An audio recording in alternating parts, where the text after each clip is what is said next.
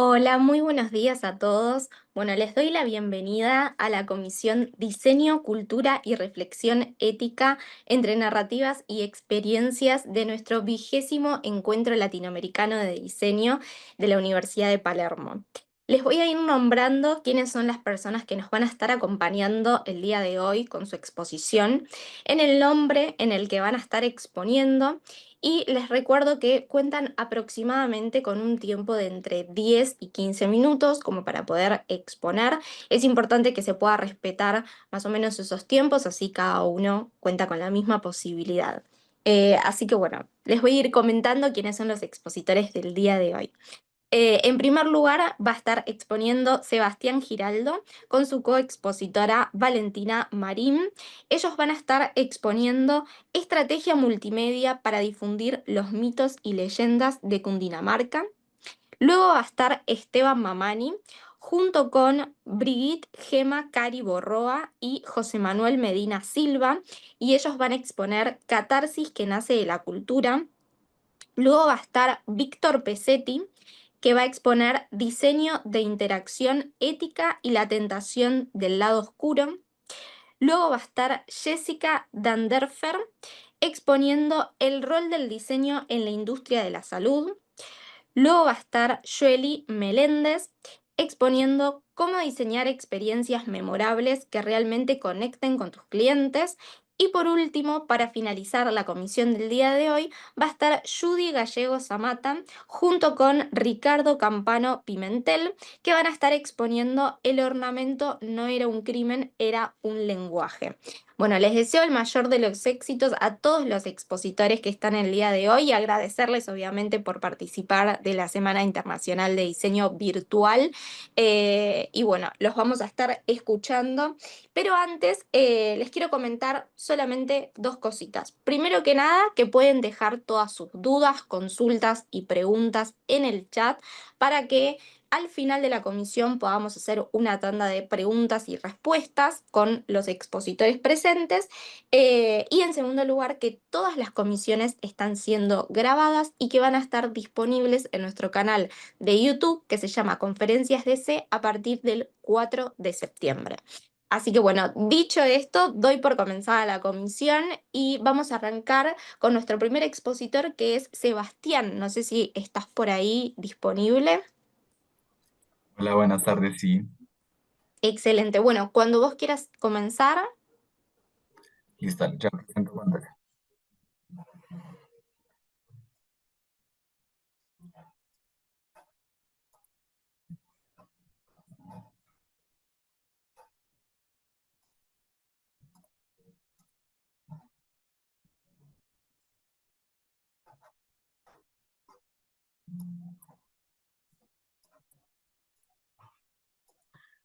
Listo. Buenas tardes a todos. Mi nombre es Sebastián Giraldo Chica y junto con mi compañera Valentina Marín Pinilla estamos realizando la investigación de un proyecto que trata sobre la difusión de los mitos y leyendas del departamento de Cundinamarca en plataformas digitales.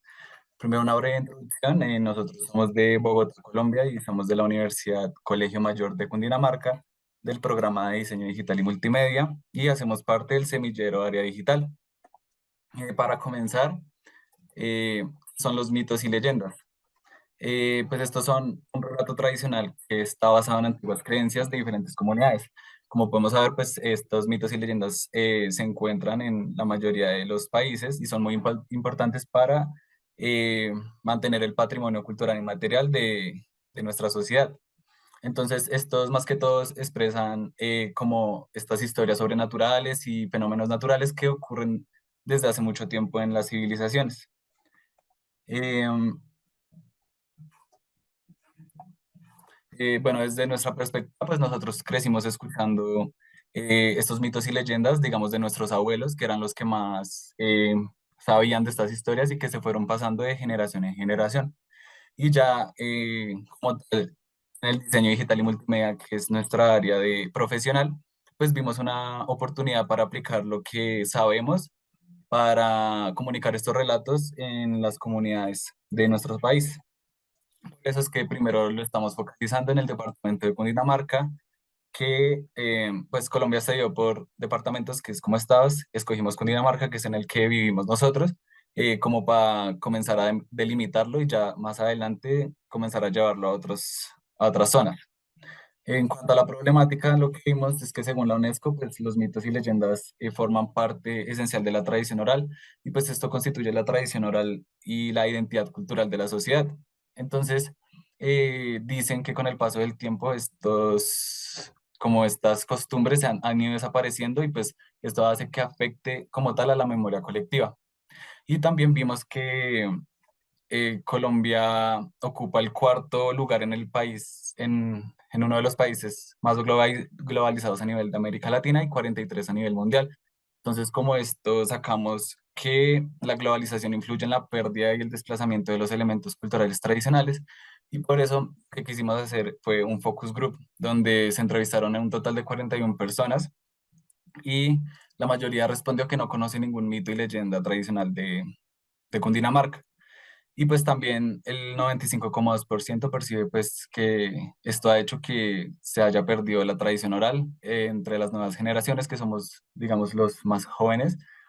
Eh, y pues la mayoría también concuerda en que estos mitos y leyendas son relevantes y que no se les da la suficiente visibilidad actualmente por, digamos, que la globalización y el tema de que ahora nos lo pasamos más consumiendo otro tipo de contenidos en nuestro celular o en nuestros dispositivos. Entonces, nuestro objetivo es como promover ese conocimiento de la tradición oral del departamento de Cundinamarca mediante una experiencia digital inmersiva que pues explore estos mitos y leyendas y le dé un reconocimiento cultural a sus habitantes de su historia y de sus tradiciones. Bueno, como estaba el arte, pues vimos que habían diferentes proyectos que han salido en nuestro país sobre los mitos y leyendas, pero son de diferentes departamentos. Unos de Antioquia, otros son de, del Valle del Cauca, entonces no había ninguno que fuera de Cundinamarca, que es el departamento donde vivimos nosotros. Digamos que la mayoría de proyectos lo que hacían eran hacer libros ilustrados o podcast. Entonces nuestra propuesta como tal es hacer un mapa digital interactivo, que es una plataforma en línea donde los usuarios pueden explorar, digamos, los mitos y leyendas del territorio y pues conocer un poco más de estas historias. También la idea es complementarlo con un libro ilustrado físico y digital que se encargue de recopilar pues, los mitos y leyendas más representativos de este lugar. Y pues la idea es cómo distribuirlo en diferentes entidades, ya sea como educativas o gubernamentales, para que las personas como tengan conocimiento de su propia cultura. Igual en este momento apenas estamos en la etapa del descubrimiento y la investigación y estamos utilizando la metodología del doble diamante que pues estamos más que todo haciendo primero la investigación de cómo la tradición oral pues impacta la identidad cultural y pues analizando digamos algunos referentes. Ya cuando se avance más en el proyecto ya seguiríamos con las siguientes etapas, que ya sería como tal el desarrollo de todo el producto. Algunos resultados que vimos es que a las personas les parece interesante los formatos para aprender sobre los mitos y leyendas de video animado, en un mapa interactivo y libro ilustrado. Entonces, digamos que a la mayoría de personas a las que les realizamos el focus group dijeron que están interesados en aprender y cómo conocer estos mitos y leyendas mediante una experiencia digital. Y que también dicen que están de acuerdo con que la digitalización es importante y necesaria para la preservación de estas historias. Obviamente, como en la actualidad estamos más que todos apegados a estas nuevas tecnologías, pues obviamente va a ser un recurso para ayudar a como sostener estas tradiciones. También sentimos que es importante que se le dé relevancia al patrimonio cultural y material, que es todas estas tradiciones que como cultura tenemos más allá de lo material y que es importante, según la UNESCO, como conservar estos mitos y leyendas, porque es parte de la historia de una sociedad. Y pues también sacamos como resultados que los referentes han utilizado muchas estrategias multimedia para divulgar este patrimonio. Y pues es obvio que con estas herramientas digitales vamos a como ayudar a preservar y a dar a conocer más estas historias en los públicos actuales. Eh, digamos que nosotros, como estamos en el área del diseño digital y la comunicación, pues esto nos ayuda en la preservación y la recuperación de la difusión de estos mitos y leyendas y de la tradición oral. Y pues también promovemos el acceso al conocimiento y la participación ciudadana, pues para que las personas, digamos que estén empapadas de su propia historia y sepan cómo de dónde vienen y así. Y como en conclusiones, nosotros dijimos que estas estrategias multimedia no solo permiten documentar, digamos, estas historias, sino que también las revitalizan, o sea, las trae a la vida otra vez, porque, pues, lo que estaba diciendo, la globalización ha hecho que busquemos incluso historias de otros lugares en vez de las de nuestro propio país, que es donde todos deberíamos comenzar primero a indagar y que también buscamos cómo transformar la manera en que se comparten los mitos y leyendas, no solo con un libro, digamos, cuando todos éramos chiquitos acá en Colombia, teníamos todos el mismo libro de mitos y leyendas. Por eso con el paso del tiempo ya, digamos que la mayoría de jóvenes no recuerda estos mitos o ya como que no guarda esa tradición. Entonces la idea es que con esta experiencia interactiva, pues se lleven estos mitos y leyendas con una experiencia más interactiva. Y ya eso sería todo. Muchas gracias a todos.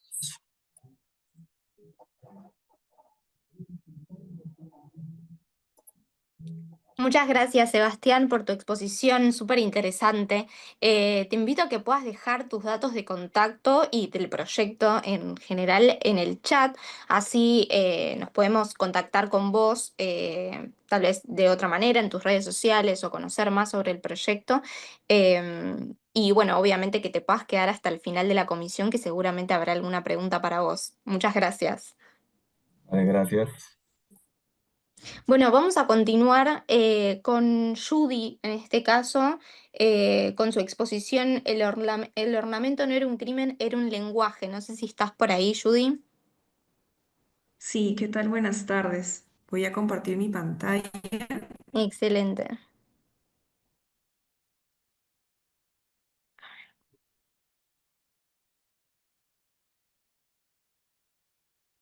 Listo. Me parece que ya la pueden observar. Sí, sí, se ve y se escucha. Perfecto. Bueno, me presento. Mi nombre es Judy Gallegos. Justamente estoy participando de esta comisión y para comentarles un poco de la experiencia que tenemos en investigación de entorno y cómo nosotros podemos leer un poco más de la identidad latinoamericana a través del diseño. Esta presentación se titula El ornamento no era un crimen, era un lenguaje y parte de un proceso de investigación colaborativo. De profesión soy arquitecta, soy artista visual, pero también estoy desarrollando en educación del diseño y de las artes una currícula distinta que busque justamente trabajar la identidad peruana, ya que también soy de Perú. Y para iniciar esta presentación me gustaría compartirles un poco de las imágenes que hemos ido recopilando. Una de ellas, y las que ven en pantalla, es el retablo ayacuchano, que es parte de una de las ciudades del Perú. Y justamente me pongo a preguntar y siempre vamos ahí analizando esta gráfica y esta presencia fuerte. Y me pregunto de cómo hemos pasado de esta imagen a esta. Ambos son elementos que cumplen funciones que guardan, que almacenan, pero nos da a notar que el diseño contemporáneo, especialmente de corte minimalista, está proponiendo un lenguaje neutral, que muchas veces nos hace pensar que el diseño es atemporal y que eso está realmente siendo tendencia en el futuro de la formación en diseño. Entonces, esta pregunta y esta comparación de ambas imágenes hace que nosotros podamos ver que quizás el ornamento es ese ruido o esa incomodidad, pero en realidad no, es más que eso, es un lenguaje. Y esta presentación está dividida en actos que van a compartir la reflexión en este panorama. El primer acto habla de que el crimen es haber callado ese ornamento. Y quiero compartirles algunas imágenes de la calle latinoamericana, del contexto peruano, de la ciudad de Lima y también de la arquitectura o de los famosos cholets que tenemos en Bolivia y que también son un ejemplo de este recargo visual. Pero actualmente, ¿cómo está el contexto del mundo del diseño? Nos dicen que estamos heredando el menos es más y esto es un sinónimo muy fuerte del buen gusto. Y que si tenemos algún tipo de recargo estético, que lo entendemos como lo vernacular, es ese mal diseño. Entonces, bajo este contexto y regresando un poco más atrás, vemos lo que decía Adolf Loos, este arquitecto que hablaba de que mientras nosotros íbamos dejando de lado el ornamento, estábamos evolucionando culturalmente, pero ese contexto va más a ser eurocentrista y nosotros estamos en Latinoamérica, estamos viendo que hay un pasado y una historia muy fuerte que quizás estamos dejando por aceptar estos patrones o estos dogmas. Y acá viene el acto 2. Cuando ya entendemos este contexto, vemos que el minimalismo está posiblemente dejando una herida que a nosotros nos está limitando visualmente. En Latinoamérica, en Perú, en Argentina, en Colombia, nosotros tenemos una paleta visual muy amplia y esta paleta no solamente refleja el contexto, el paisaje, sino que también tiene un lenguaje, una interpretación. Quiero compartirles otro caso más, que este es un bordado de la ciudad de Arequipa, específicamente del pueblo del Colca. Ellos, de alguna forma, trabajan indumentaria, trabajan bordados que representan el lugar y es una forma de habitar el cuerpo, pero interpretando el mensaje a través de justamente el textil. Y pasando de este contexto y este ejemplo que les doy, ahí vemos faldas, polleras que se los dicen en otros países también. ¿Cómo es que nosotros pasamos de esto, que es justamente otro ejemplo del Perú, no necesariamente del Colca, pero pasamos a esto? ¿No? Cada vez nosotros nos estamos adaptando, estamos homogeneizando esa visión y estamos tratando de que todo sea igual. Y efectivamente vamos dejando de lado esta interpretación. Haciendo ya una analogía, podemos decir que en esta ciudad, en el Colca, estos símbolos que ustedes han visto son de fertilidad, son de protección, son de afecto, son de la flora, de la fauna, mientras que el minimalismo no está abordando nada. En el Colca se habla de mucho de color y el minimalismo está callando, pero con tonos grises, con tonos negros, con tonos beige. En este caso, el Colca transmite vida, pero el minimalismo está idealizando mucho, con una ausencia, con falta de elementos, porque lo consideran como un buen gusto.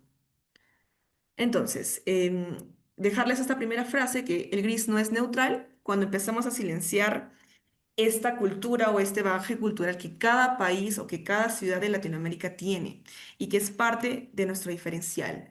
Porque en el acto 3 vamos a ver el ornamento como resistencia.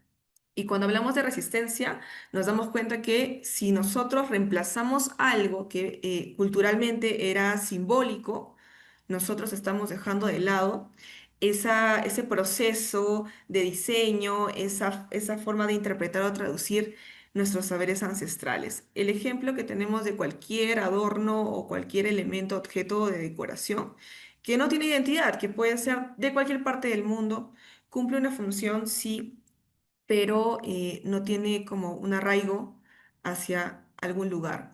Mientras tanto, acá les comparto otro ejemplo que son los toritos de Pucará, que es un elemento que se coloca en las casas de algunas ciudades del Perú, pero al mismo tiempo de que es decorativo, es único. No hay un torito igual que el otro, porque se hace de forma manual, se trabaja de forma artesanal, pero también cumple un lenguaje de protección que estos elementos que están como guardianes de las casas, de alguna forma tratan de reflejar la gráfica popular de ese lugar, que es Pucará. Y también nos tratan de comentar que si nosotros tenemos este elemento en nuestra familia o en nuestro hogar, de alguna forma estamos tratando de conectarnos y protegiendo a los que habitan en esa historia, ¿no? ¿Qué pasa con el elemento que compartí antes? Que es una negación del contexto, es ausencia de historia, es estandarización global y sobre todo es desvinculación emocional. Entonces, ahí vamos viendo un ejemplo de que el ornamento no adorna, el adorno de alguna forma va a decir de dónde somos, hacia dónde vamos y qué queremos hacer. Otro ejemplo más ya ligado a la arquitectura es Cantagallo. Es una comunidad shipibo-conibo de la selva peruana que se viene a instaurar en la capital, que es Lima. Esta comunidad, a pesar que no está en su contexto original, siempre adopta esa práctica cultural de preservar ancestralmente cómo diseñan o cómo trabajan sus textiles. Y eso lo han llevado no solamente a la artesanía, sino a cómo pintan sus casas, cómo las estructuran, cómo las diseñan. Cada línea gruesa representa como una vertiente del río Amazonas que va digamos, va a distribuir el contexto, el territorio, y dentro de ella existen justamente las pequeñas vertientes, existen pasajes, pequeñas islas. Entonces, todo esto es el lenguaje que ellos representan en esta gráfica. También porque lo hacen de forma ondeada, porque la selva transmite ese respeto mucho a los ríos y al agua. Una de las representantes también es Said Silvano, entre muchas otras, que están tratando de llevar este contexto a la vivienda, más allá de solamente tenerlo como algo decorativo. Otro ejemplo es la ciudad de Arequipa, que trabaja una arquitectura peculiar. Si bien es cierto, hemos sido colonizados por españoles que han traído también un estilo barroco a la ciudad, pero no quita que haya esa conversación entre la fauna que hubo en Arequipa y cómo se proyecta en estas columnas. Hay una flor representativa que de alguna forma también siempre prevalece y que va retratando cada uno de estos espacios. Entonces aquí el ornamento no solamente es decoración, sino es la interpretación del lugar. Y de todo lo que hemos hablado pasamos a esto. Cómo nosotros estamos migrando, hacia dónde estamos yendo, donde valoramos quizás este diseño funcional pero que no tiene identidad.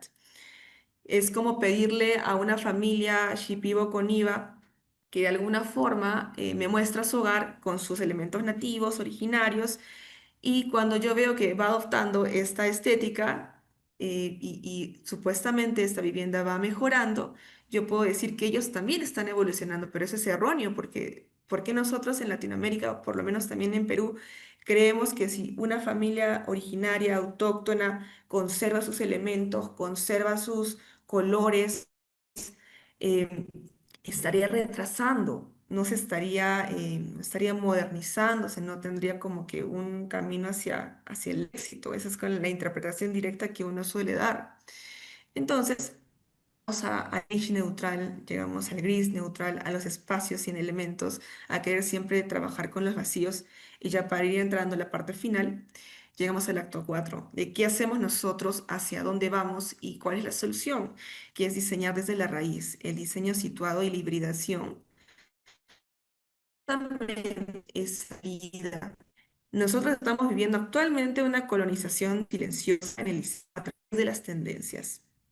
Estamos viendo cómo seguimos patrones aún eurocentristas y estamos dejando de lado esa tradición, esa memoria que hay en los pueblos originarios, porque técnicamente no están estructuradas, no hay una epistemología visual, es algo que consideramos espiritual y que sabemos que existe, pero no se ha estructurado como para que nosotros podamos trabajarlo, adaptarlo y ponerlo como parte del todo.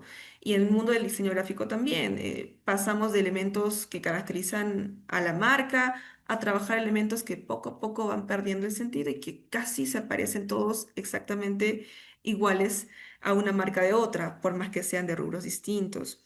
Y esto es porque estamos tratando de homogenizarlos, ¿no? Y ya para ir cerrando también esta presentación, no se trata de volver al pasado, sino que cómo nosotros vamos a interpretar el futuro que estamos teniendo y cómo podemos trabajar la hibridación, trabajar en la historia y llevarla a un presente que pueda ir comunicando con las nuevas generaciones, como Jean Lomo, que trabaja la cultura peruana desde una hibridación peculiar entre la estética asiática, que es la famosa estética kawaii, con la historia peruana y a la vez con el diseño culturalmente más trabajado y más cercano a la juventud.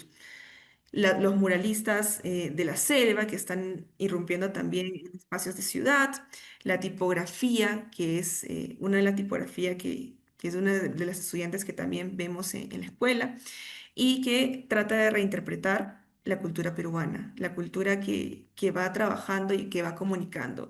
Y a veces lo que nosotros sentimos como un mal diseño, como esos carteles chicha, es realmente la reinterpretación de un legado que nosotros tenemos que ir adaptando, como el trabajo de Luke Tupac, y bueno, ya para dejar los puntos finales, el ornamento no era un crimen, no era un exceso, era memoria, era pasado, era reinterpretación de cómo nosotros lo podemos adaptar desde lo más antiguo hasta la cultura contemporánea, que le decimos la cultura popular en Perú, y cómo nosotros podemos despertar. Así, la tierra, la Pachamama, como le decimos, y el respeto que teníamos ante el paisaje se transforma en el lenguaje que tenemos que adaptar para el futuro del diseño. Ya cierro con este ejemplo, que es el retablo que les presenté anteriormente, como algo tan visualmente significativo, llega a reinterpretarse por hibridación a comunicar un contexto, como fue el periodo de la pandemia del COVID. Entonces, hay que ver cómo nosotros migramos. No necesitamos ser originales, necesitamos ser originarios. Y cuando todo es igual, el ornamento es revolución. América Latina es justamente una riqueza visual muy fuerte y que tenemos que aprender a mirar. Porque el ornamento nunca fue un crimen, el crimen fue dejar de escucharlo. Entonces, quiero dejarles esta frase para que nosotros podamos repensar, llegar al diseño situado y que nosotros podamos revalorar lo que en cada uno de esos contextos es justamente el elemento singular del diseño. Muchísimas gracias y feliz de compartir esta reflexión. Muchas gracias, Judy, por tu presentación. Me gustó mucho esa frase que dijiste, no, no tenemos que ser originales, tenemos que ser originarios. Muy acertada, muy buena. Bueno, te felicito, me encantó la presentación. Te invito a que puedas dejar tus datos de contacto en el chat de la reunión, así cualquier persona que esté interesada en conocer un poco más sobre tu trabajo te puede contactar por ahí. Y bueno, si está en tus posibilidades quedarte hasta el final de la comisión, encantados, obviamente. Si no, igualmente van a estar disponibles a partir del 4 de septiembre todas las comisiones grabadas para que puedan rever todas las exposiciones. Muchas gracias. Muchas gracias a ustedes. Bueno, vamos a pasar al siguiente expositor, que en este caso es Esteban Mamani, con sus coexpositoras Brigitte Gema Cari Borroa y José Manuel Medina Silva. No sé si estás por ahí, Esteban, para poder presentar. Sí, aquí me encuentro. Eh, Bien, excelente. Bueno, cuando vos gustes, puedes arrancar. no,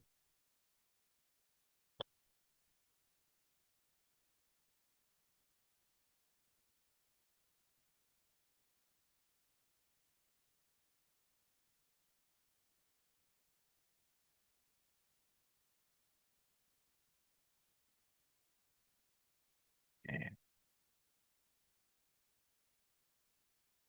ok, bueno, ¿qué tal? Buenas tardes. Mi nombre es Esteban Joanio Manicondori y bueno, soy del Perú, de la ciudad de Arequipa. Estudio actualmente en el Instituto Certus de la carrera de diseño gráfico. Bueno, para comenzar, podemos decir que hoy en día los consumidores no solo buscan productos, sino significados, no buscan solo cultura que se vea como adorno, ¿no? Sino como una fuente viva para crear diseño. Eh, por eso, quiero comenzar dando como que un poco de contexto sobre el Perú actualmente y cómo se va desarrollando. Bueno, como sabemos, el Perú es un país inmensamente rico en cultura, historia, espiritualidad. Tenemos muchas mitologías, lenguas, comisiones, pueblos, culturas. Y tenemos una problemática, es que el orgullo detrás de todo esto es bastante superficial y falta esta conexión, porque sentimos como peruanos el orgullo por lo nuestro, pero muchas veces ese orgullo es muy parcial. Celebramos lo que es la comida, los trajes, el Machu Picchu, pero no cuestionamos o profundizamos en las historias que están detrás. Nosotros buscamos conectar con estas raíces para tener una fuente de creación e inspiración. A veces, muchas veces, esto queda reducido a lo folclórico, a lo que simplemente viene a ser un producto y se aleja mucho de la historia y nos limita mucho en el potencial creativo que tenemos. A raíz de esto, nace nuestra campaña que viene a ser Catarsis. Catarsis es un proyecto gráfico cultural donde la bebida donde la bebida no es solo un vehículo, lo verdaderamente importante es lo que cuenta, ¿no? Porque nosotros buscamos que cada lata esté inspirada en un mito o una leyenda del Perú, reinterpretada por cualquier persona que busque o pueda o simplemente tenga el gusto de ilustrar, dibujar, querer pintar un mural, un graffiti, y nosotros buscamos darle la oportunidad a estos jóvenes, adultos. La verdad es para cualquiera que quiera presentar. En este caso, nosotros buscamos buscamos una, eh, una campaña, bueno, que se basa en nuestras tres regiones del Perú, que son la costa, sierra y la selva, las cuales vienen representadas de tres mitos conocidos acá, que les vengo a dar un poco de contexto, comenzando por el lado de la costa, que viene a ser el hipocampo de oro, que es una historia que nace desde el sacrificio, el deseo y la revelación espiritual, pasando por el lado de la selva con la Yakumama, que es la protectora de los ríos, que es una entidad que representa la sabiduría natural, el respeto por lo sagrado, y terminando con nuestra región de la sierra, representada por el mito del Cuculí, que es una pastora que es raptada por bueno, Cucu, que significa oso, que bueno, es una fuerza femenina que lucha con la transformación. Bueno, y a raíz de esto nace esta propuesta, ¿no? Que, ¿por qué nosotros elegimos bebidas, ¿no? O frente a este problema. Es porque nosotros buscamos llegar a esta conexión a través de lo cotidiano, del día a día, eh, por estas eh, conexiones que buscamos, ¿no? Que simplemente sea una bebida que es una forma simbólica, es algo actual, es cotidiano, como se viene mencionando, es comercial. Queremos que en cada sorbo de esta bebida haya un mensaje, haya una memoria, haya una historia y sobre todo que sientan de dónde vienen y el por qué. Porque nosotros no buscamos caminar hacia el futuro solo así, sino llevar con nosotros ese pasado que nos representa siempre y tenemos que tenerlo presente. Bueno, y ya para finalizar, bueno, esta debería ser la muestra de nuestro trabajo, que es lo que busca más que todo, eh, mostrar ilustraciones culturales de nuestro Perú a través de estas bebidas. Bueno, eso sería todo. Muchas gracias.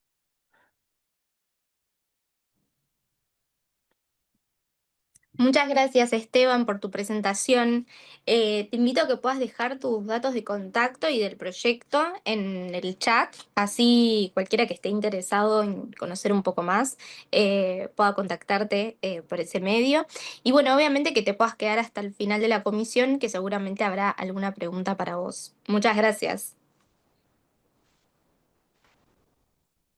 Les voy a comentar, antes de pasar al próximo expositor, que hasta el 4 de agosto pueden participar del Premio a la Ilustración Latinoamericana 2025, que es la edición número 19, que se llama Ecos Latinos. Van a tener la información en el chat, mis compañeros les deja el link para que puedan ingresar y participar. Y bueno, tanto los expositores como los participantes del encuentro.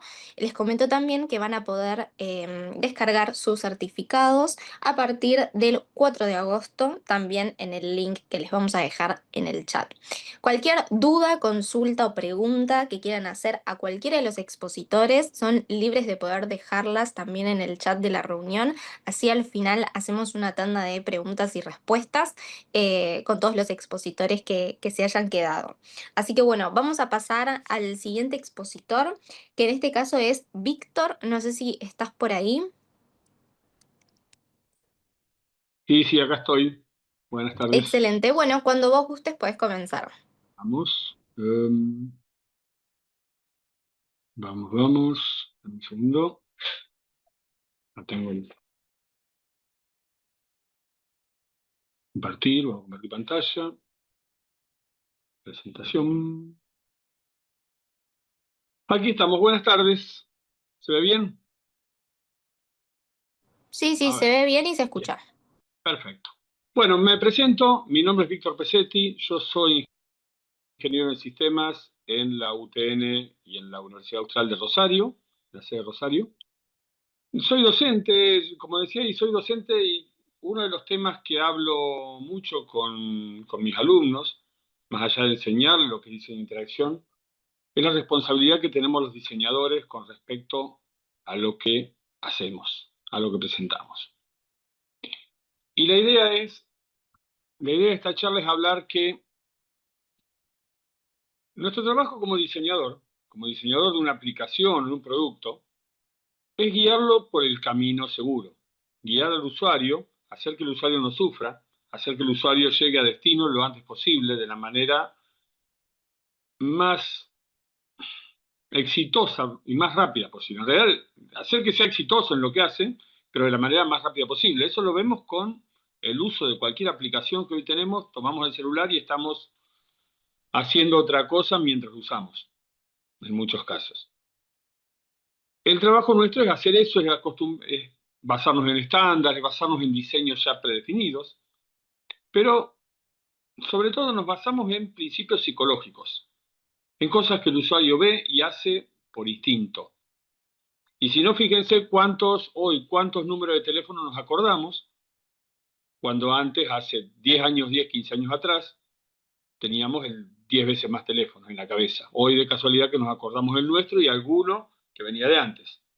¿Por qué? Porque el dispositivo empezó a resolver esas cosas y hace que nosotros no tengamos que acordarnos de lo que se llama conocimiento en el mundo contra conocimiento en la cabeza. Ahora, así como nosotros entendemos esos principios, esas cosas que atraen, eso que llama la atención, esas cosas que no leemos porque no nos interesan, sino que vamos al foco y somos eficientes, así como el diseñador entiende eso, lo puede usar para el bien, pero también para el mal. O sea, yo puedo aprovecharme de esos, bueno, acá muestra algunos ejemplos, pero podemos aprovecharnos de esos principios psicológicos, esas tendencias que tenemos, para engañarlos y llevarlos a hacer cosas que no quiere hacer. Y acá aparecen los que se llamaban antes patrones oscuros, y ahora los estamos llamando patrones engañosos, deceptive patterns. Son patrones que se aprovechan de nuestras cosas que hacemos de manera automática para hacernos cometer acciones o para llevarnos por este lado, por ejemplo, por la culpa, pero por este lado por estar distraído, instalar cosas o configurar cosas o hacer cosas que no queremos hacer. De eso se basa también los conceptos de phishing, las estafas virtuales. Aprovechan eso. Por ejemplo, las estafas virtuales que te dan un número para activarte WhatsApp en otro celular y te dicen que es para sacar el turno de la vacuna, por ejemplo, se aprovechan en que estamos distraídos pensando en el problema de la vacuna y no leyendo la pantalla. Eso es lo que se llaman patrones oscuros o patrones engañosos. En este caso, por ejemplo, lo que dice ahí de Java, nos llevaba a instalar la toolbar de Ask o el antivirus, que a muchos nos ha pasado varias veces, ahora por suerte ya eso ha bajado, pero esos principios psicológicos los podemos usar para el mal también. para engañar. El tema acá es que queda claro qué es lo bueno y qué es lo malo, en principio. Y vamos a decir, usar estos patrones está mal. Usar los otros es bárbaro porque somos eficientes. El problema, que es lo que viene en la charla, son los grises. O sea, los extremos son claros de ver. Ahora, ¿cuándo usamos algún principio psicológico y llevamos al usuario a que haga cosas que no quiere necesariamente, pero que tampoco son tan malos? Acá los que son de Argentina conocen un presentador que dice que está mal, pero no tan mal. Bueno, es lo que pasa con los grises estos. ¿Cuándo está mal? Y veámoslo a un ejemplo. ¿Está mal que Netflix nos proponga el próximo episodio enseguida, en 5, 10 segundos, 15 segundos, nos empieza a poner el siguiente capítulo? Y si es lo que queremos. Nosotros estamos queriendo ver otro capítulo, entonces lo propone de esta forma. Tiene que ver con el sesgo psicológico. Tiene que ver con que nuestra conciencia está inactiva en ese momento. Cuando termina el capítulo, quedamos ansiosos con lo que terminó, y hasta que se despierta ya empezó el siguiente. Y bueno, ya está, vemos un capítulo más de la serie, total es 40, 50 minutos más. El tema es que después terminamos viendo hasta las 4 de la mañana mirando películas. Ahora, estos principios fueron inventados por el diseño, fueron inventados por las interfaces o por la tecnología. Los que son un poquito más grandes, los que vienen desde mi época, o un poco menos, pero les gusta todo las series retro, habrán visto estos capítulos, por ejemplo, de este Batman, que terminaban, ¿podrá el encapuchado librarse de...? Y es lo mismo que nos está haciendo Netflix con el llamado al siguiente capítulo. Terminamos, íbamos a la propaganda con esto y no nos íbamos porque queríamos saber qué pasaba.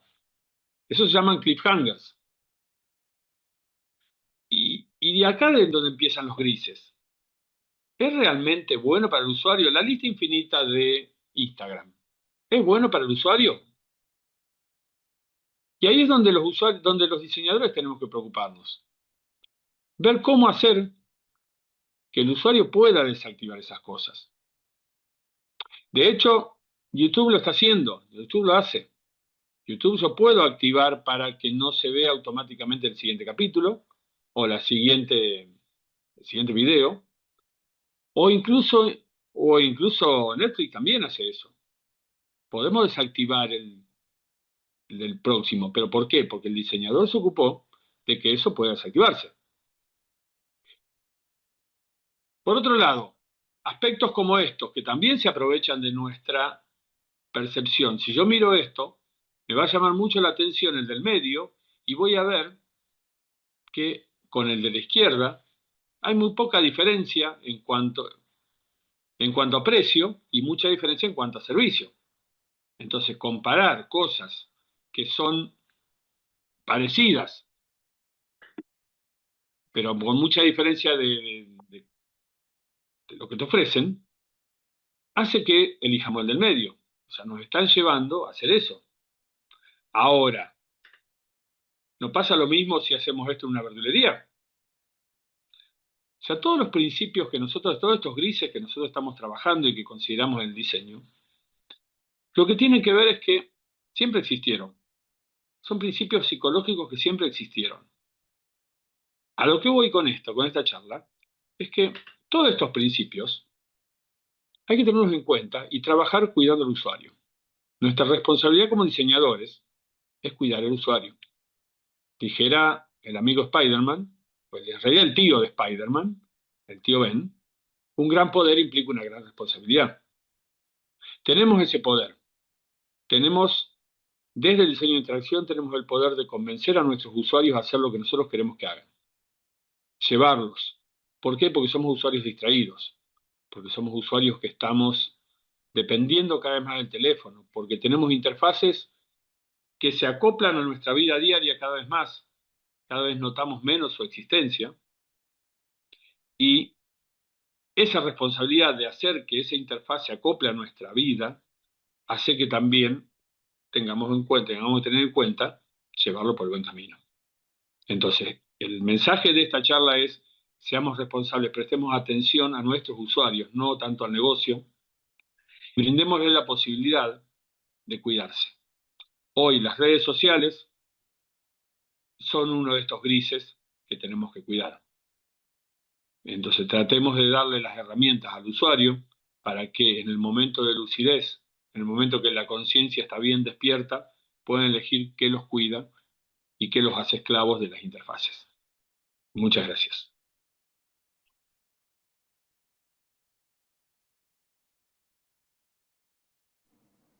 Muchas gracias, Víctor, por tu presentación. Muy interesante para pensar. Bueno, te dejo te pido, perdón, que dejes tus datos de contacto en el chat para que te podamos contactar a tus redes personales, mail, lo que tengas. Así podemos también saber más de tu investigación y de tu trabajo. Y bueno, obviamente que te puedas quedar hasta el final de la comisión, que seguramente habrá alguna pregunta para vos. Gracias. Seguramente. Muchas gracias. Bueno, vamos a continuar con nuestra próxima expositora, que es Jessica Danderfer. No sé si estás por ahí, Jessica. Estoy, ¿qué tal? ¿Cómo estás? Bueno, cuando vos gustes podés comenzar. Ok. Se ve bien, ¿no? Chequeando. Sí, sí, sí, se ve bien. Perfecto. Vamos a, uy, vamos a ver así. Bueno, buenas tardes, ¿qué tal? Hoy, bueno, tengo el privilegio de poder volver a exponer. En realidad, en la Semana Internacional de Diseño expuse en la semana presencial, dando la misma charla, y la verdad es que como hubo muchas muy lindas preguntas que me han hecho o mucho interés en esto, me pareció que valía la pena no armar una charla nueva, sino poder darla nuevamente, porque bueno, el público se reúne, es un tema muy interesante. Hoy les quiero compartir una charla sobre el rol de diseño en la industria de la salud. Ustedes sabrán que el diseño en sí, sobre todo lo que es en tecnología y demás, ha tomado un protagonismo bastante importante en los últimos 10 años, pero me gustaría poder compartirles unas reflexiones, algunos datos y otras cosas que por ahí los van a hacer reflexionar un poco en cuanto a qué tan importante es el diseño en sí en esta industria y lo mucho que se necesitan a los diseñadores hoy más que nunca. Sí, quería compartirles la siguiente reflexión. Imagínense que están en un centro de salud o un hospital, que creo que todos podemos al menos pensar una vez donde estuvimos, donde tuvimos que ir por alguna razón, y tuvimos que tomar una decisión importante sobre nuestra salud. Y no es tan común quizá en nuestro país, en Argentina, que tengamos que llenar muchos formularios, pero sí tenemos que pasar por admisión, sí tenemos que hacer muchas burocracias. Y todo el proceso es largo, es urgente, uno no se siente bien, están ansiosos y se espera que uno entienda todo sin tener guía, sin tener un acompañamiento. ¿Alguna vez se pusieron a pensar quién diseñó ese momento en sí? Yo realmente no es algo que me lo haya planteado, lamentablemente por una cuestión familiar o personal he tenido que asistir varias veces a distintos centros de salud. Y en ese momento quizás no lo pensaba, pero después sí tenía la reflexión de eh, ¿por qué está tan mal diseñado todo? ¿Por qué está tan mal hecho todo? ¿Y por qué la gente que peor se siente, está en su peor momento, más vulnerable, yendo a un lugar así, no tiene el acompañamiento que debería tener? ¿O por qué las cosas no son un poco más sencillas, ¿no? Me presento brevemente después de esta pregunta que les hago. Como ya se me presentó, soy Jessica Danderfer. Estudié la licenciatura en diseño gráfico y comunicación audiovisual en INCAES en Mar del Plata. Soy oriunda de Mar del Plata también. Me dedico actualmente al diseño conductual y la investigación en salud y en investigación clínica. Y soy miembro del Health Technology Assessment International y el Center for Health Design, que les voy a comentar quizá un poquito más adelante. Haciendo un repaso medio rápido, vamos a charlar un poquito sobre cuando el diseño falla y cuando salva. a la introducción al slow design o al diseño lento y que nos puede enseñar, hablar un toque más sobre el modelo, un modelo más humano para crear cuidado y bueno, esto de les comentaba el rol urgente del diseño en salud. Me gustaría poder hablarles de esas cosas mostrándoles ejemplos por ahí más visuales eh, para que esto no sea una charla técnica en sí. El primer caso que les quiero contar es sobre Epic EHR, que es un sistema de historia clínica electrónica que por lo general se usa en hospitales de Estados Unidos a lo largo del país y se conoce por su sobrecarga visual y su complejidad. Créanlo o no, hoy por hoy se sigue usando este tipo de sistema.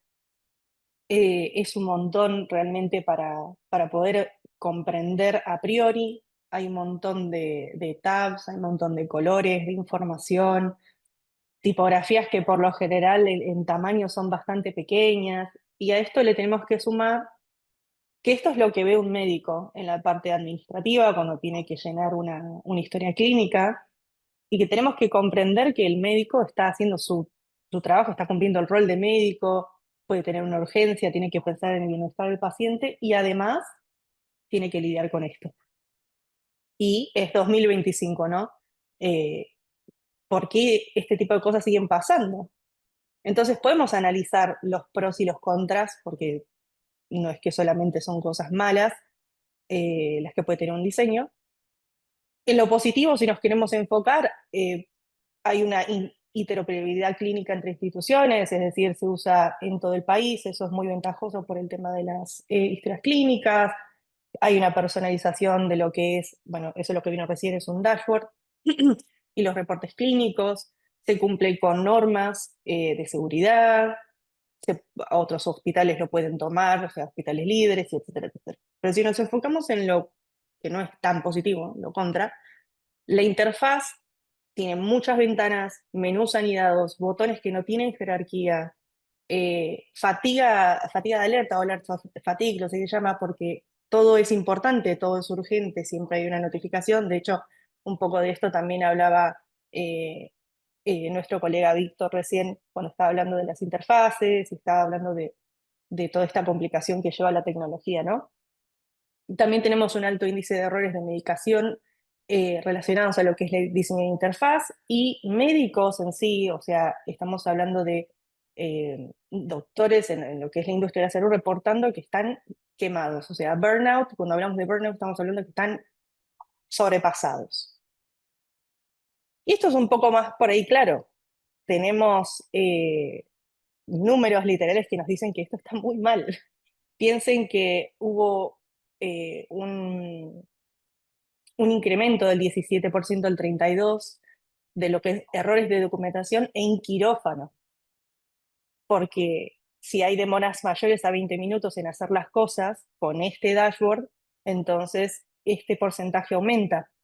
O que del 37 al 49% de la jornada laboral de los médicos se pasa enfrente a esta pantalla. Es decir, casi la mitad de su tiempo, de su jornada, en vez de estar atendiendo pacientes o realmente asistiendo, están haciendo tareas administrativas.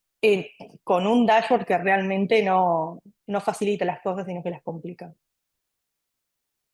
Ahora, salva datos porque tenía cosas positivas, a nivel de procesar estos datos, de tener las cifras clínicas, perfecto, pero no salva a personas. Entonces, la experiencia de usuario final no evolucionó al ritmo de las capacidades técnicas de los médicos. Entonces, lo que es potente por dentro, como dice acá, puede resultar abrumador por fuera. Ese es un ejemplo para tener en cuenta y además que estamos hablando también de lo que se considera un país de primer mundo, donde hay muchísima tecnología relacionada a la salud y muchísimos avances, ¿no? Y sin embargo, se sigue usando este sistema bastante arcaico. Ahora, en contraposición, quiero hablarles de WeFight, que WeFight es un proyecto que hizo Merge, que es una agencia de diseño, y el proyecto era un chat médico, un chatbot médico conversacional, que estaba diseñado para asistir, no para reemplazar, a pacientes con enfermedades crónicas. Todo esto fue desarrollado junto a profesionales de la salud, pacientes reales, estuvo validado científicamente y se escaló de forma internacional. Ahora, está bien que es- esto en sí no es un dashboard, es otro tipo de producto, pero miren que se hacen preguntas eh, que realmente por ahí tienen respuestas que son bastante complejas, y sin embargo hay una limpieza interesante en el diseño, en la forma de hacer las preguntas, en reducir la ansiedad de el usuario porque le va diciendo cuánto falta para terminar. Y este tipo de cosas, sobre todo en salud, son muy importantes. No porque queramos contribuir al hecho de que vivimos en una sociedad de forma muy rápida hoy por hoy, sino que estamos lidiando no solamente con la salud de las personas, sino también con su salud mental. Entonces, todo este tipo de indicadores, por más pagos que puedan sonar, son súper importantes, sobre todo para personas que padecen enfermedades crónicas, como es en este ejemplo.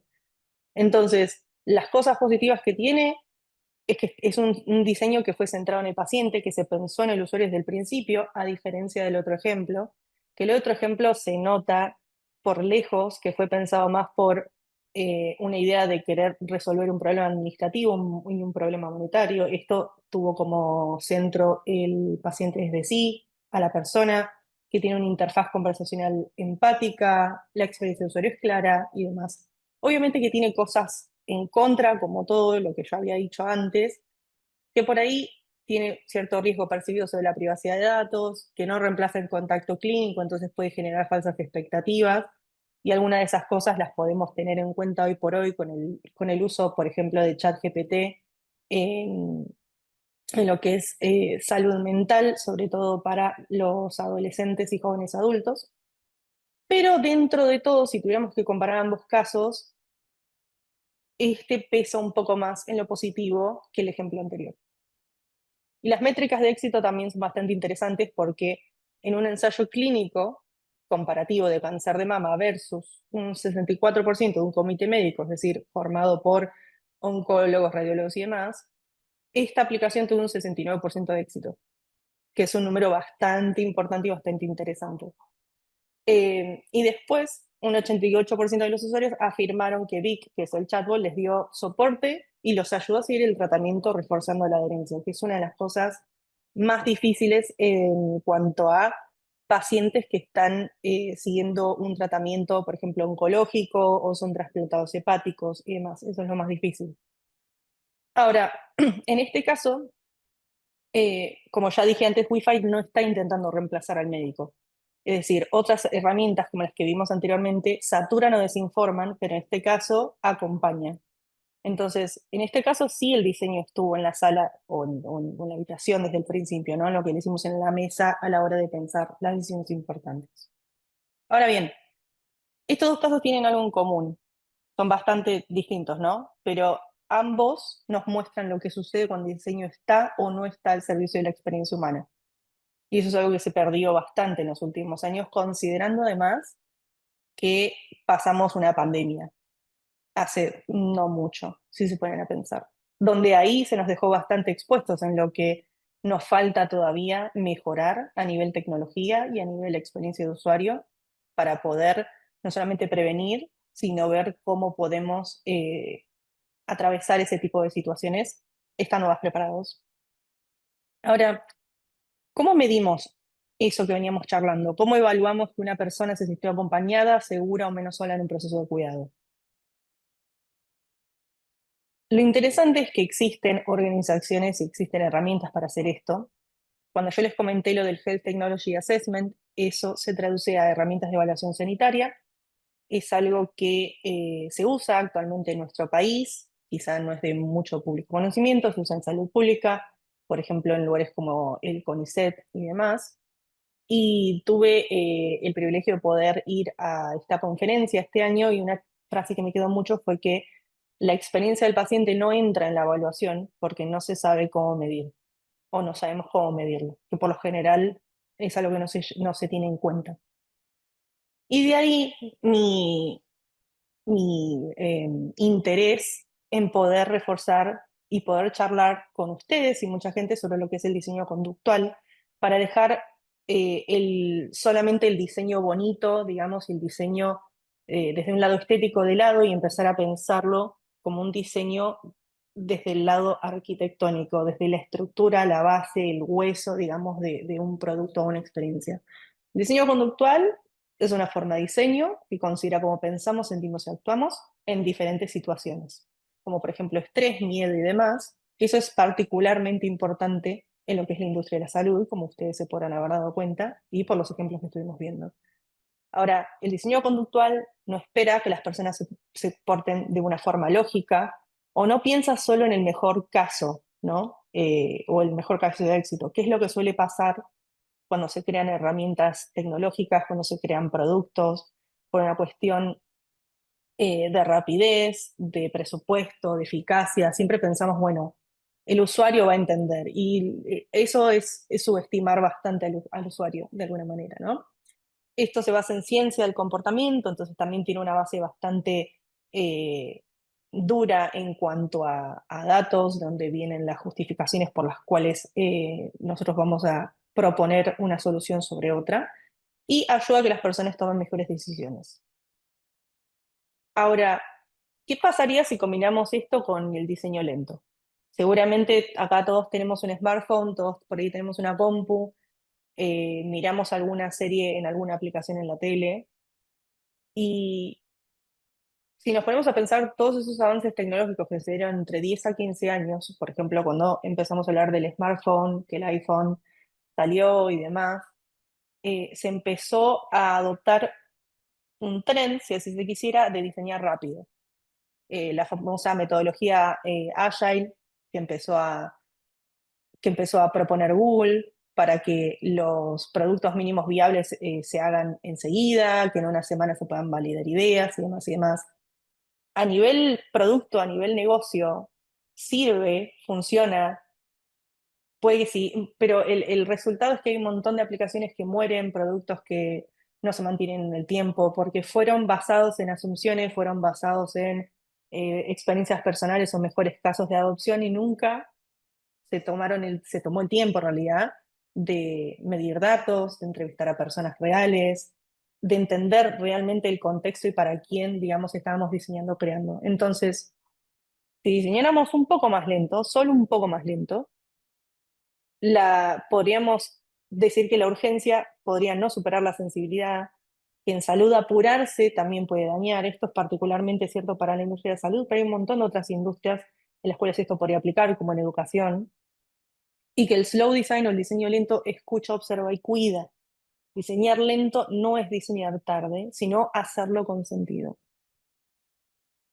Ahora, la idea de todo esto es que podamos crear un proceso más humano, tanto con el slow design y el diseño conductual, para observar, comprender, cuidar, prototipar y evaluar.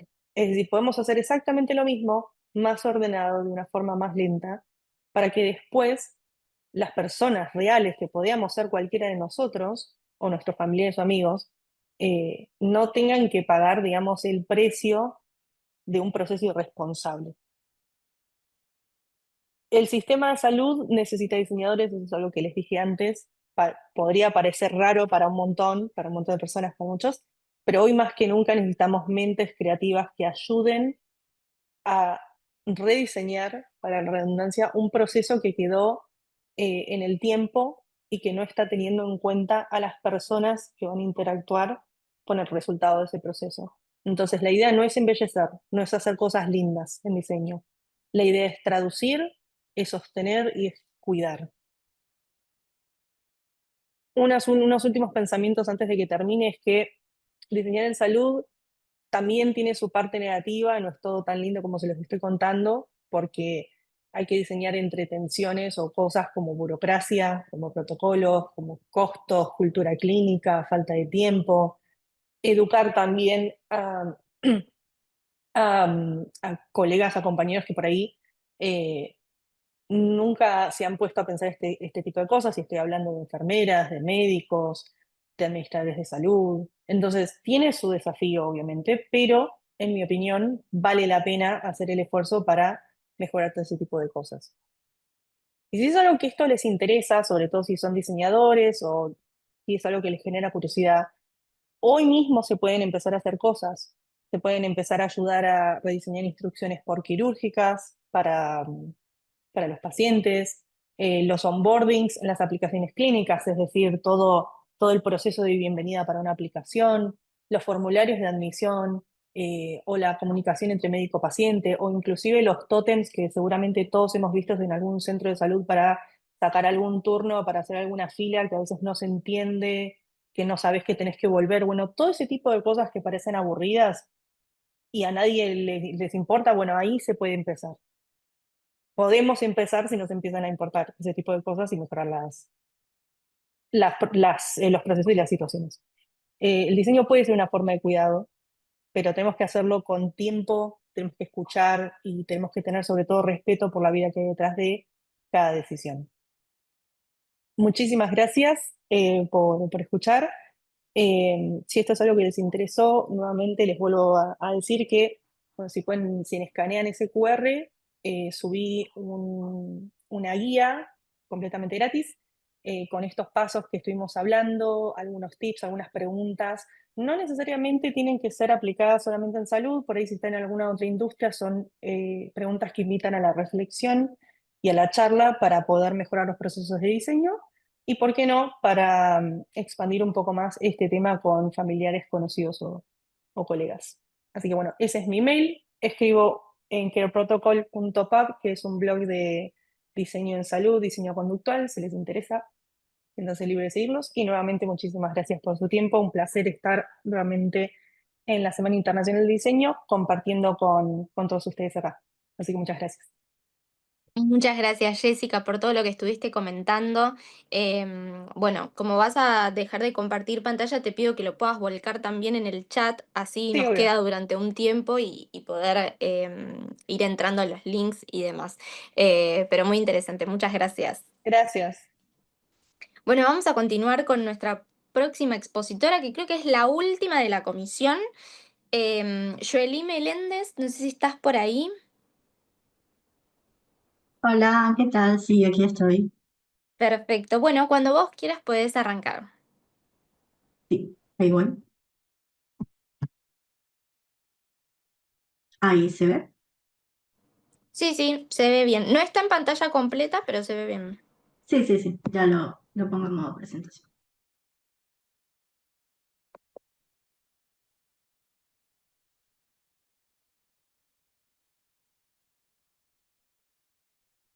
Ahí se ve perfecto, supondría. Sí, sí. Genial. Bueno, yo en este caso voy a hablar de diseño de experiencias, que es algo un poco distinto a lo que veníamos hablando, y bueno, es sobre Customer Experience, y en este caso el título de mi presentación es Tu marca cuenta una historia que tu cliente quiere vivir, y está basado en lo que se llama arquetipos de cliente.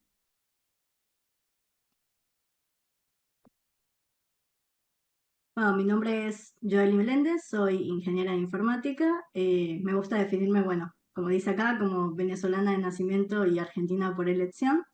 Y hoy voy a conversar con ustedes sobre una de mis pasiones, que son los arquetipos del cliente en las prácticas de CX o experiencia del cliente. Pero, ¿qué es el CX y qué relación guarda con los clientes? Desde la perspectiva de Simon Sinek, el CX se refiere a la percepción que tienen los clientes con la interacción que tiene con una marca. Esas interacciones abarcan todos aquellos aspectos que son emocionales, sensoriales y de relación. Para CNET, una experiencia sobresaliente con una marca es aquella donde se comunica y se actúa desde el porqué. La marca está alineada a los valores y a las expectativas del cliente y se fomenta conexiones emocionales.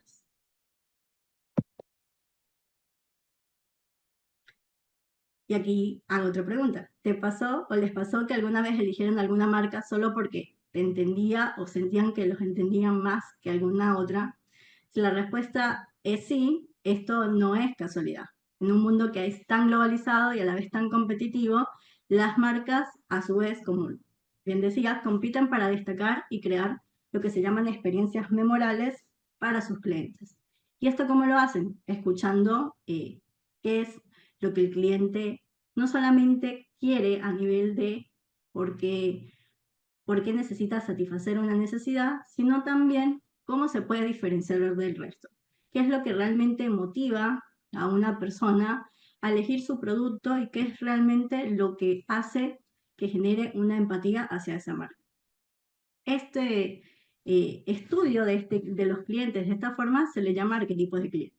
Una de las maneras en que se hace generalmente son esas encuestas que seguramente les han llegado a muchos de ustedes cuando después que hacen alguna compra online o incluso presencial, de donde miden cómo fue su experiencia en su compra, qué le parecieron los productos y todo eso. Todas esas encuestas, por lo general, son vistas por un área que se llama experiencia del cliente o CX, donde van categorizando las respuestas y a medida de eso van haciendo como pequeños ajustes y a la vez categorizando a los clientes para generar diversas propuestas.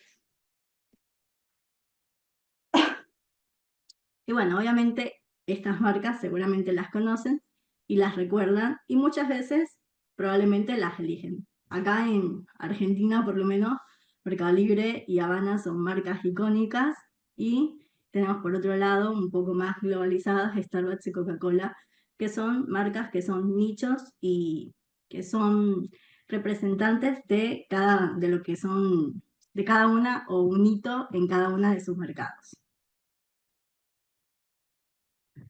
Pero lo más importante es entender que los clientes no compran necesariamente también un producto. Muchas veces compran historias. Por eso también hemos visto que últimamente hay una ardua competencia en todo lo que es este mundo del marketing y de cómo se ofrece ahora productos también por redes sociales, a través de influencers y a través de esas historias que vemos incluso en el cine, de cómo una persona o un artista utiliza determinada marca y eso hace que también el consumo se dirija hacia allá. Y para eso tenemos que tratar a los clientes como ellos quieren ser tratados. Para ellos hay que observar, adaptarse y no asumir. Ahora para poner un ejemplo de qué más o menos son los arquetipos, ir ingresando más a terreno, tenemos estas dos personas que son el arquetipo A y el arquetipo B. Ambos nacidos en 1987, ambos padres de familia, ambos conocidos mundialmente y ambos embajador de la marca Adidas. Estas personas necesariamente tendrán gustos similares de compra y querrán ir por los mismos productos. Si vemos quiénes son, estas personas son el arquetipo A, es Lionel Messi, y el arquetipo B es Kanye West.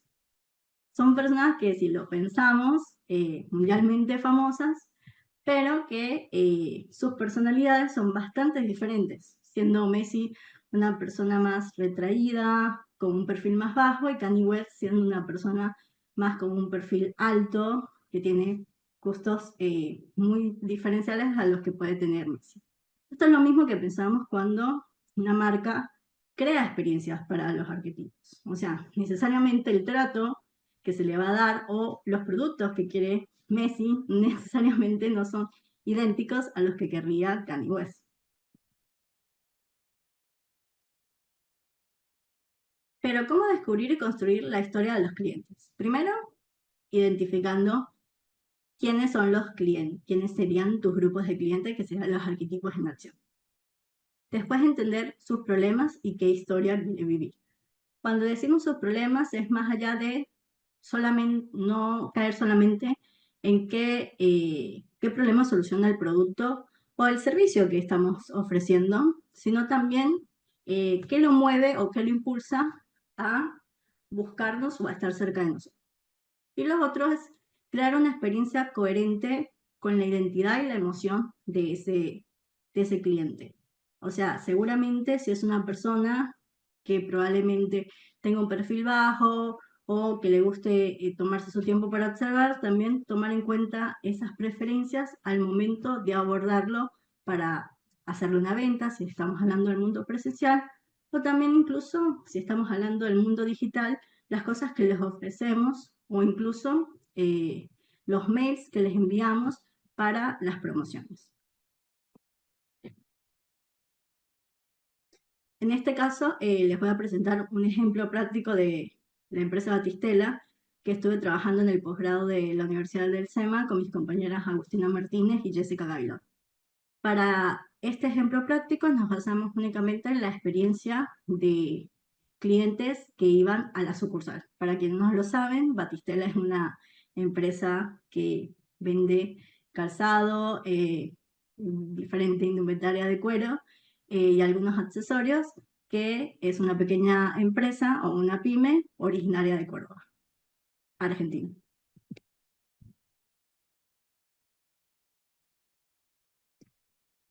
Primero identificamos a algunos tipos de clientes que le llamamos como Flor la Batilover, y en este caso también para denominar a los clientes en los arquetipos se le da como un nombre identificativo, y en este caso Flor la Batilover es una persona que ama la marca Batistela, que la conoce desde hace mucho tiempo, que le gusta marcar tendencia, que su estilo de vida es porque es una persona fan del calzado, que su frecuencia de visita a las sucursales es alto y que su motivación personal es que busca calidad y atención personalizada.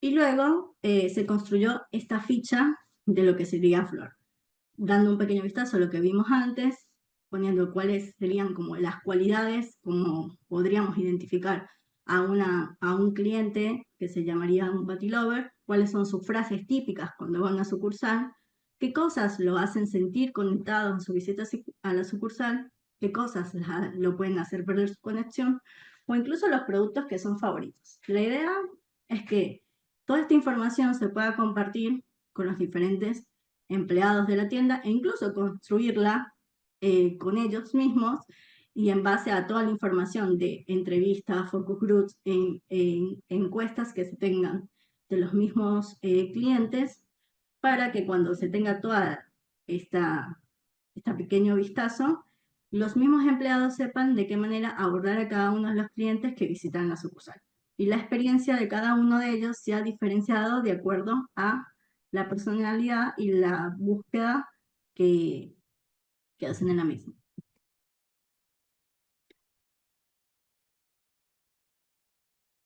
Por otro lado, teníamos a unos clientes que definíamos como runner exigente, que en este caso eran personas que siempre buscaban la excelencia, su estilo de vida era la perfección de su estándar, su frecuencia de visita a la sucursal era bajo y su motivación principal era conseguir lo mejor para cada ocasión. Al igual que con Flor, se construyó esta pequeña ficha, que la idea, como les decía, es que todas las personas, en este caso de la empresa Batistela, conozcan cómo interactuar con un tipo de cliente que pueda o que tenga cualidades de este arquetipo.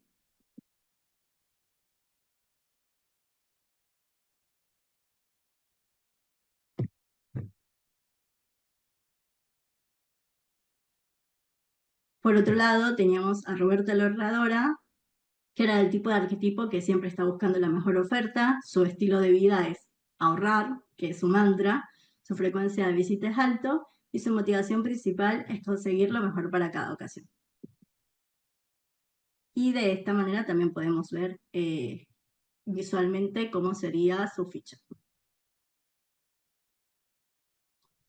Y este es un pequeño checklist express de 3 preguntas que se deberían responder como a la hora de construir un arquetipo.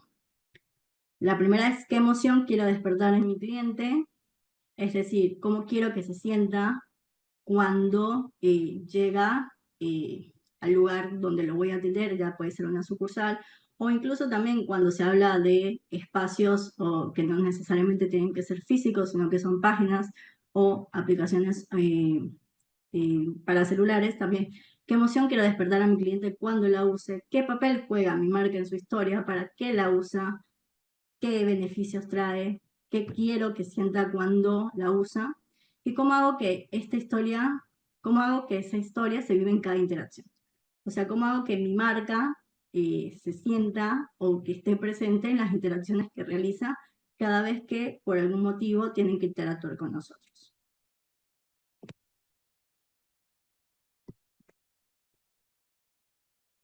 Bueno, esta pregunta es como general, ¿qué historia está contando tu marca hoy? Y si hoy fueras tu cliente, ¿elegirías vivir la historia que tu marca cuenta? Eso es todo. Muchas gracias.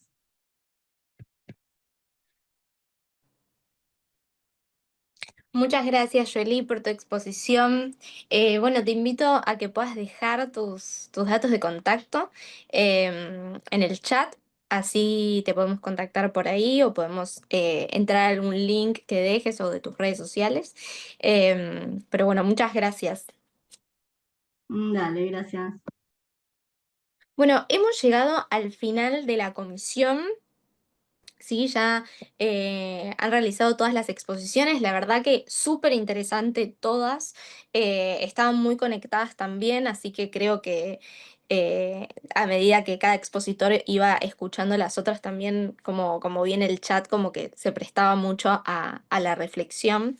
Tengo algunas preguntas para cada uno, para hacerle obviamente si quieren dejar en el chat ahora y las leemos ya. Excelente, pero bueno, antes de finalizar, como para poder explayarnos un poco más sobre estos temas, quería consultarle primero a Sebastián, que creo que fue el primero que expuso. No sé si estás presente todavía en la comisión. Y hola. Ah, ahí, no, no te veo, pero te escuché. Bueno, te quería consultar si hay alguna forma de acceder al libro ilustrado, porque no vi en el chat si dejaste en algún momento tal vez algún link o algo como para que se pueda ingresar. No sé si es posible hacerlo. Y también una consulta que no sé si lo han pensado o no, si este libro ilustrado y el mapa interactivo que realizaron se puede usar de alguna manera educativa en Colombia o en otros países, como en escuelas y demás. Sí, lo que decía era que en este momento estamos en la etapa de investigación, entonces todavía no tenemos desarrollado ninguno de los dos productos, ni el mapa interactivo ni el libro ilustrado. Ah, y Eh, las ilustraciones de la presentación, ¿son parte de esto o era a carácter ilustrativo?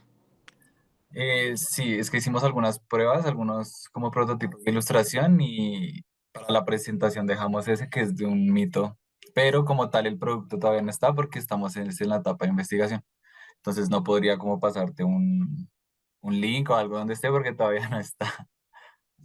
Yo ya estaba emocionada, quería entrar y verlo. Bueno, está bien, perfecto. Entonces están todavía en etapa de investigación. Pero bueno, te planteo esta pregunta para más adelante, para un futuro. ¿Sería una buena idea esto de que se pueda utilizar de manera educativa en colegios y demás? Sí, la idea es que como es algo que sirve para el aprendizaje de la cultura, la idea es que, como yo contaba, que cuando niños la mayoría de personas teníamos un librito en específico de los mitos y leyendas, la idea es que este también como que pueda como difundirse, ya sea como en, digamos, en instituciones educativas o del gobierno para, como tú dices, como para fomentar la educación en estos temas. Bien, excelente, excelente. Bueno, ¿hay algo que te gustaría mencionar sobre el proyecto que no te haya preguntado, que no le hayas podido decir en tu presentación? Y no sé si se me había olvidado mencionar lo de las ilustraciones, pero tú me hiciste caer en cuenta, entonces sí, como que esa ilustración, las ilustraciones que aparecieron a lo largo de la presentación las hicimos como de prueba y la ilustración principal, la de el personaje es de una leyenda que se llama La Muelona, es de una mujer que como que atrapa a las personas infieles y malas y pues les hace daño por hacerle daño a, digamos, a las personas. Entonces era como presentar este mito a las personas que no lo conocían y pues la idea es seguir haciendo esto con más mitos y ya como eh, armar el librito como tal con todas las ilustraciones y las historias. Bien, excelente. ¿Son de tu autoría las ilustraciones que vimos? Sí, las hicimos mi compañera Valentina y yo. Ah, están, la verdad, excelentes. A mí me encantaron. Así que bueno, felicitaciones, Sebastián, por el proyecto. Muchas gracias. Bueno, voy a continuar con Esteban. que había hecho su exposición en segundo lugar. No sé si estás por ahí, Esteban.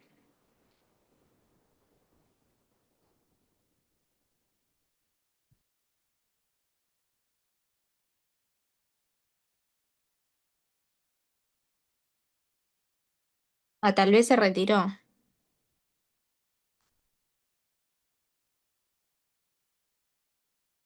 Creo que sí. Bueno, vamos a continuar entonces con con la próxima pregunta. Lo dejo acá en Esteban, que tal vez tuvo que salir y luego vuelve, no lo sé. Víctor, no sé si estás por ahí, Víctor. Sí, sí, acá estoy. Ah, perfecto. Bueno, la pregunta para vos es como más, no sé, como un consejo, no sé. Sería así, es conveniente, ¿no? Pensemos en un diseñador UX, ¿no? Si es conveniente usar estas técnicas que vos estabas mencionando, pongo entre comillas, de manipulación, vamos a decir, de la decisión del usuario. O sea, si es conveniente subirse a esta tendencia que están haciendo todas las plataformas y las aplicaciones, o es como capaz mejor ir por otro lado. Pregunto esto porque a veces, como vos decías en el ejemplo de el próximo capítulo, ¿no? Ujú. Tal vez el hecho de que no esté esa opción pueda generar en el usuario como una sensación de ineficiencia por parte de la plataforma, ¿no? Entonces, como que hasta qué punto está bien estar o no. A ver, no está mal que estén. Lo que debería darte la opción es de deshabilitarlo. Bajo tu decisión, lo que pasa con, por ejemplo, pasa con YouTube. En YouTube vos podés cancelar, eh, sacar el parámetro de que cuando termina un video te proponga el otro. Eh, Nos conviene, a nosotros nos gusta mucho, de hecho la lista infinita, si la lista infinita terminara, nos frustramos en Instagram. Se te acaba el contenido para ver en Instagram. ¿Qué haces? Se cayó Instagram, te Hay que desesperas. actualizar, ¿viste? Como que Claro, actualizas y aparecen nuevas. el tema es que es buscar una forma de que te cuide. ¿Por qué? Porque vos también te pasa que, me pasa a mí, me despierto un domingo, el domingo a las 7:30 de la mañana no tengo nada que hacer y me quedo mirando Instagram y cuando me doy cuenta son las 10 de la mañana y estoy tirado en la cama mirando Instagram. Entonces, y después te agarra la culpa. Pero eso pasa porque la aplicación te da lo que vos querés continuamente y la conciencia está dormida porque uno más, y bueno, a ver, voy a dejar, cuando vos decís voy a cortar un poquito y aparece uno justo el que querías ver. Es lo mismo que en los juegos, en el que yo, el Candy Crush. Cuando vos ves que vas perdiendo Candy Crush, de golpe empezás a ganar. De golpe, no sé, no sabes por qué, te aparecen los boosters, te aparecen. Pero esa es la dinámica de juegos. Eso es mantener cautivo al usuario y lo mismo pasa que son los casinos. En los casinos cada tanto te aparece a vos o a algún lado en las maquinitas alguien que gana algo. Está todo planeado, está todo pensado. ¿Qué sé yo? Para la necesidad del usuario muchas veces eso lo ayuda y nos gusta que esté eso. Nos entusiasma que esté eso. El problema es que cuesta tomar una decisión y cuesta cuidarlo. Lo mismo pasa con las apuestas, lo mismo pasa con un montón de cosas. Hay cierto punto donde el diseño tiene que cuidar al usuario también. Y también tiene que ver con la eficiencia en muchos casos. Todo lo primero, cuando vos planteás una interfaz, cuando vos decís algo que está justo lo que vos necesitas en la pantalla, tiene que ver con que hagas las cosas lo más rápido posible y que no notes el dispositivo. Y por algo, los cosos estos hoy son parte de nuestra vida. Lo importante es manejarlo con responsabilidad nada más. Que el diseñador te lleve para donde tiene que ir y que no le sufra el usuario, que no haga transferencias equivocadas, que no caigan las estafas, que el ejemplo de las estafas que dije antes tiene que ver con que lo único que te destaca acá es el número. Si te destacara bien claro qué es el número, te dice recuperar WhatsApp en otro teléfono, puedes decir, uy, no, ¿para qué quiero hacer? Pero como lo que te destaca es el número nada más, y lo otro es texto que uno lo ve grisado, ponele, blureado, como decimos. Uno no lee todo el contexto, no somos usuarios que leemos toda la pantalla, somos exploradores. Entonces leemos lo que nos interesa, le buscamos y hacemos foco en eso. Entonces ahí está el tema, ahí está el cuidado. Y hacemos muchas cosas automáticamente. Por ejemplo, recién estaba queriendo, no me acuerdo qué era que quería activar el micrófono, apreté la barra espaciadora a ver si lo activaba y casi habilito a otro para que comparta otra pantalla más. Y lo que hizo Zoom me propuso, me dijo, ¿querés habilitar a fulano para que? Y le digo, no, rompo toda la presentación. Bueno, eso es cuidar al usuario. El automático está, vamos a seguir haciendo cosas en automático. Y es lo mejor que nos puede pasar hacer cosas en automático, porque nos concentramos en el mundo alrededor. El problema es cuando el dispositivo nos saca de ese mundo alrededor, que es lo que pasa con las redes. El negocio está sobre el cuidado del usuario, en ese caso. Ahora, queremos, ¿qué queremos? También. Queremos esa lista infinita. Entonces, bueno, ahí. Son los grises. Por Todo eso no lo se planteo. puede. El blanco o el negro es fácil de identificar. El gris lo tenés que discutir, tenés que buscar puntos de equilibrio. Bien, perfecto. Bueno, muchas gracias, Víctor, por tu respuesta. Súper explicativa. Muchas gracias. Bueno, voy a continuar con Jessica, que tenía una pregunta para ella también, pero no sé si estás por acá, Jessica. ¿Estás en la comisión?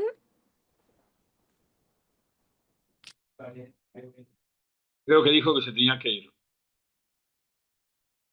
En el chat dice que no se podía quedar hasta el final. Estaba muteada. Ok, está bien. Entonces, dejo su pregunta. Y me queda entonces únicamente Joely, que fue la última en exponer. Sí, acá estoy. Bien, bueno, Joely, yo lo que te quería pedir, que en realidad un poco lo hiciste al final de tu presentación, dando como esos pequeños tips o ítems para la construcción del arquetipo, era justamente eso, que nos puedas dar tal vez algún consejo de cómo armar un arquetipo que sea eficiente y también cómo saber si es el correcto, ¿no? Cómo saber si lo estamos haciendo bien o estamos planteando un posible comprador o un posible usuario que realmente vaya con nuestra idea de negocio o aplicación o lo que sea. Bueno, en realidad, primero, partimos como del objetivo principal o el motivo de la empresa, de por qué hace o qué experiencia quiere brindarle a los clientes. Ese es como que el norte, o sea, qué experiencia le quiero brindar a cada uno de esos arquetipos. Ese es como el norte principal que se tiene. Y lo otro también es un poco conocer al público que ya asiste. O sea, digamos que el arquetipo se construye en base a los clientes que ya tenemos. Sí, quizás, obviamente, puede ser que ya quieras atraer a algún nicho en particular, pero normalmente lo hacemos en base a los clientes que ya tienes.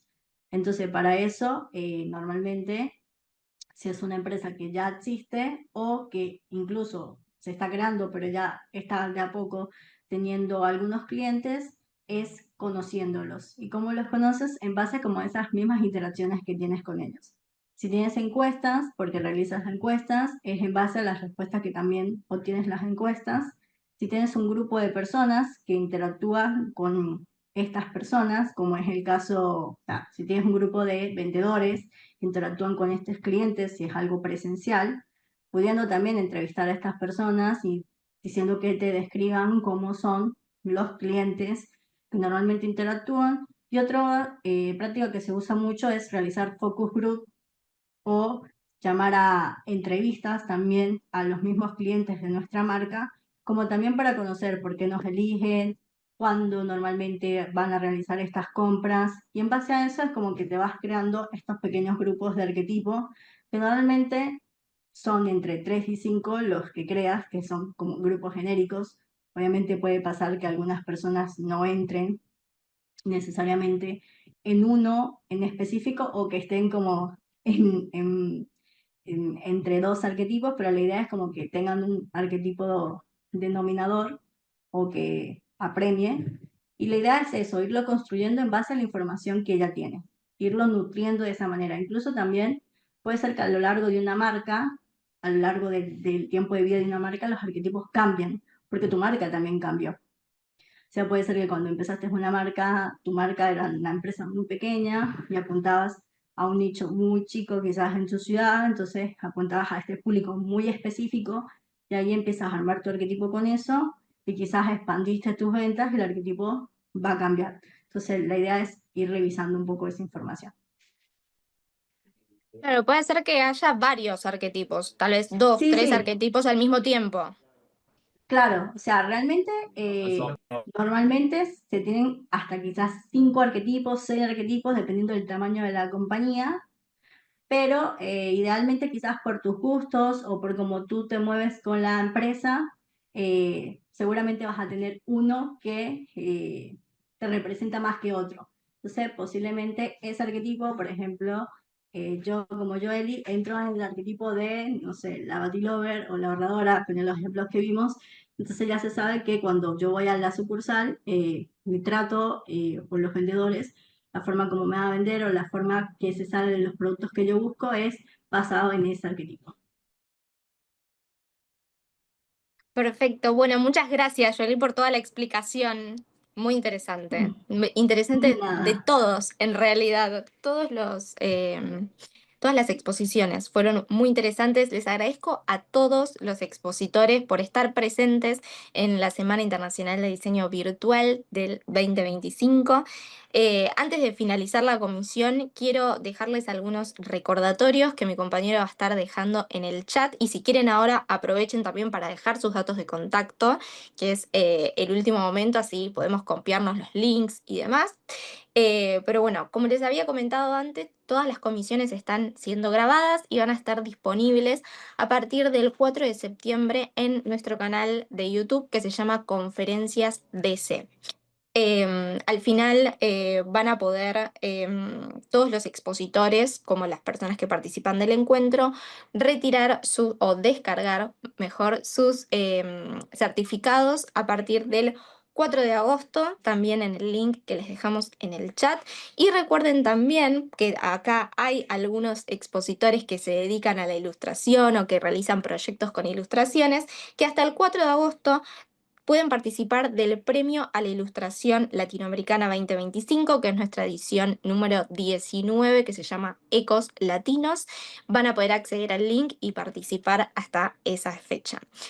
Así que bueno, muy agradecida de toda la convocatoria de esta comisión, de todos los expositores, les agradezco y bueno, doy por finalizada la reunión del día de hoy. Muchas gracias a todos. Muchas gracias a vos también. Chao, muchas gracias. Un placer.